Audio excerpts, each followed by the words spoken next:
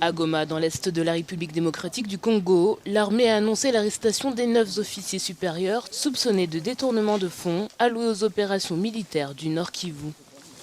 Les auteurs présumés de ce délit ont été appréhendés et mis à la disposition de la justice. Selon le porte-parole de l'Inspection générale des forces armées de la RDC, il s'agit d'officiers de plusieurs unités, parmi lesquels la logistique, le génie militaire, la santé ainsi que l'administration et les finances. L'inspecteur général, qui dans ses attributions a le pouvoir de contrôler la gestion rationnelle de différentes ressources qu'on met à la disposition des forces armées de la République démocratique, est venu ici. Et en bref, les résultats, il y a 9 officiers militaires, des officiers supérieurs qui sont impliqués dans l'histoire des détournements de fonds publics. Et là, ils sont mis à la disposition de la justice à l'autorité militaire. L'arrestation de ces officiers militaires a été saluée par la population congolaise qui encourage toutes les démarches contribuant à l'amélioration de la situation sécuritaire dans la région. Nous saluons d'abord cet effort de l'inspection générale militaire et nous appelons encore une fois l'inspection générale militaire d'aller très loin.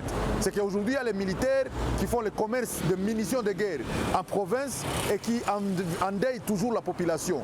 C'est que ces officiers de FARDC, tous doivent être traqués et arrêtés. C'est que l'état-major, l'inspection générale de l'état-major militaire doit élargir son champ d'enquête pour traquer tous ces officiers-là. Si cette arrestation représente une avancée dans la lutte contre la corruption dans le pays, la société civile et des organisations des droits de l'homme demandent l'organisation de procès publics et équitables pour servir d'exemple à d'autres militaires. Nous ne pouvons pas être satisfaits totalement par rapport à cette étape, mais il faudra qu'il y ait des procès justes et équitables, pédagogiques, publics, qui donnent des leçons, qui accordent, si vous voulez, encore une fois l'espoir, non seulement aux troupes qui sont en train de se battre, mais aussi à la population qui a longtemps crié pour qu'il y ait plus de moyens alloués à l'armée.